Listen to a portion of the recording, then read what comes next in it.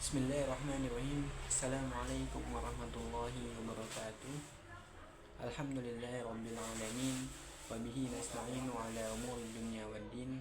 Wassalatu wassalamu ala asrofil anbiya'i wal mursalin wa ala alihi wa ashabihi ajma'in. Amma ba'du. Perkenalkan, nama saya Muhammad Ahmad Usmani dari Prodi Ilmu Al-Quran dan Tafsir. Dalam video kali ini saya akan membahas tentang sejarah Al-Quran yang diambil dari buku Rekonstruksi Sejarah Al-Quran yang ditulis oleh Taufik Adnan Amal. Pada pembahasan kali ini saya akan membahas tentang otentitas dan integritas Mushaf Utsmani. Dalam buku ini ada 3 bagian otentitas dan integritas Mushaf Utsmani. Yang pertama adalah hadis dan integritas Mushaf Utsmani itu sendiri. Yang kedua adalah skeptisisme sekte Islam terhadap Mushaf Utsmani.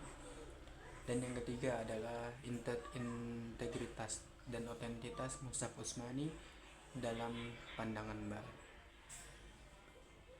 Langsung saja kita masuk ke pembahasan pertama, yaitu hadis dan integritas Mushaf Utsmani.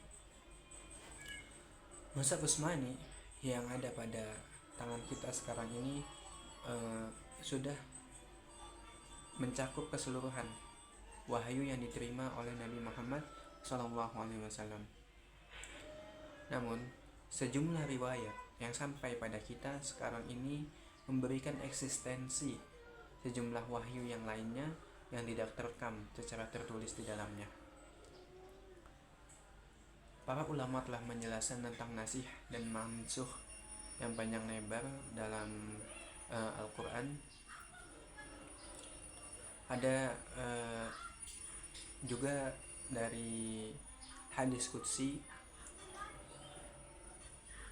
yang sejak awal Islam dipandang bukan bagian dari Al-Quran sama sekali,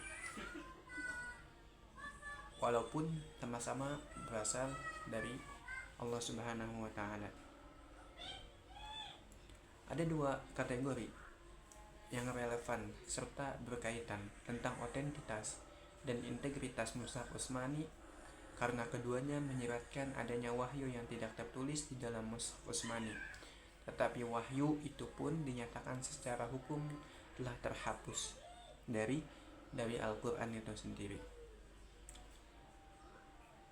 Apa 2 kategori yang relevan itu? Yang pertama adalah wahyu yang terhapus, baik hukum maupun bacaannya, di dalam mushaf, nasikh al-hukum at-tilawah.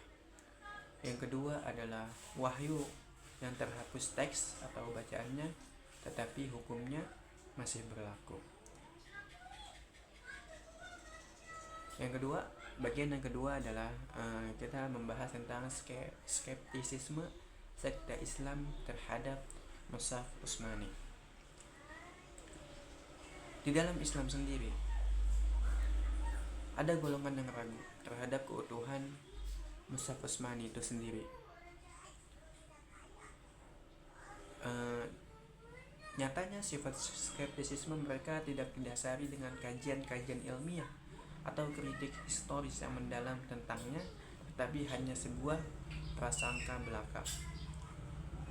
Kelompok-kelompok seperti kelompok Syiah misalnya, yang menuduh bahwasannya sahabat Utsman bin Affan telah menggantikan dan tidak mencakupkan ke dalam kodifikasinya sejumlah besar bagian Al-Quran, baik dalam bentuk surat, ayat, atau bahkan kata-kata tertentu. Ada juga kelompok Maimunah, contohnya dari aliran Khawarij. Khawarij ini adalah orang-orang yang keluar dari agama Islam, menolak adanya eksistensi surat Yusuf sebagai bagian kitab suci Al-Quran, karena surat ini menurut mereka berisi kisah cinta yang tidak patut dikategorikan sebagai wahyu Al-Quran.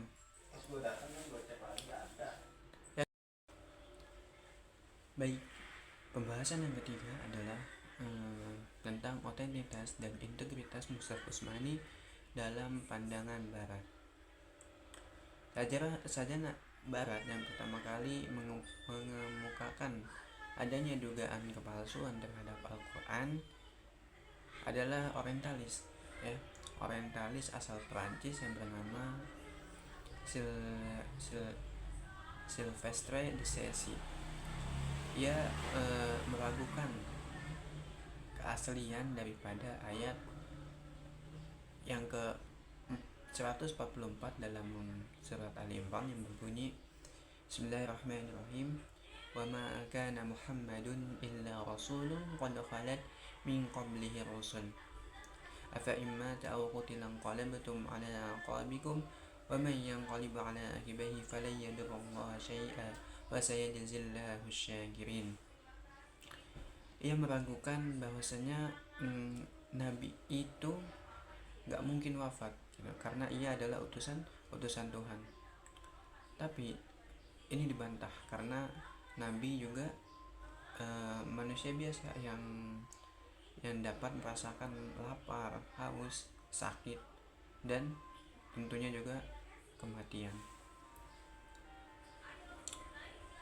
Orientalis Barat lainnya yang mengemukakan adanya kepalsuan adalah Gustav Well, mempersalahkan otentitas bagian Al-Quran yang merujuk perjalanan malam dari ilal Masjidil Haram, minal Masjidil Haram ilal Masjidil Aqsa, dari Masjidil Haram ke Masjidil Aqsa, dalam Quran surat Al-Isra ayat ke-1. Ia mendesak bahwasannya tidak terdapat rujukan lainnya di dalam Al-Quran kepada perjalanan tersebut, bahwasanya tidak ada yang menguatkan ayat tersebut, serta bahwa ayat ini bertentangan dengan klaim Nabi Muhammad SAW sebagai sekadar seorang rasul, bukan pembuat mukjizat. Ia juga menilai bahwa ayat ini tidak memiliki kaitan dengan ayat-ayat selanjutnya, yaitu Al-Isra ayat kedua, ketiga, dan seterusnya. Ia mempermasalahkan bahwasanya ayat yang pertama tidak berkaitan dengan ayat yang selanjutnya. Ia mendesak bahwa tidak terdapat rujukan lainnya di dalam Al-Quran kepada perjalanan tersebut, serta bahwa ayat ini bertentangan dengan klaim umum Nabi Muhammad sebagai seorang rasul. Tapi argumen Gustav Well ini bisa dibenarkan, tetapi hampir-hampir tidak mendukung kesimpulan yang didasarkan padanya. Jika perhatian bahwa hanya ditujukan kepada ayat itu sendiri tanpa memasukkan struktur legenda yang dibangun di atasnya, maka tidak ada sesuatu pun dalam ayat ini yang tidak sejalan dengan klaim-klaim Nabi Muhammad SAW. Di samping itu, banyak kok ayat-ayat yang tidak berkelindan di dalam Al-Quran. Banyak ayat-ayat yang tidak berkaitan satu sama lain di dalam Al-Quran, sehingga argumen Gustav Well ini berdasarkan karakteristik ketidakberjalinan Al-Quran pada dasarnya bukanlah argumen yang kuat. Jadi argumen ini hanyalah sebuah argumen dan dugaan saja. Kesimpulan dari ketiga pembahasan kita tadi adalah Al-Quran ini adalah benar-benar wahyu yang Allah sampaikan kepada Nabi Muhammad SAW, dan tidak ada keliru ataupun kesalahan di dalamnya, karena ayat yang kedua dalam surat Al-Baqarah, Dalikal kitabul la raiba fih, tidak ada keraguan dalam Al-Quran. Jadi orientalis Barat atau sarjana yang meragukan keaslian Al-Quran itu hanyalah argumen-argumen biasa yang menduga adanya kepalsuan ataupun ketidakutuhan dalam Al-Quran. Tetapi argumen itu dapat dibantahkan oleh Al-Quran itu sendiri. Setelah kita mengetahui bahwasanya banyak sekali kelompok-kelompok yang mempersalahkan keutuhan serta keaslian Al-Quran, tetapi kelompok-kelompok itu tidak bisa mempertanggungjawabkan apa yang telah mereka ragukan terhadap Al-Quran, karena dugaan mereka hanyalah bersifat kebencian, ketidaksukaan mereka terhadap kitab suci ini. Maka Al-Quran yang kita pegang sekarang ini adalah benar-benar wahyu yang disampaikan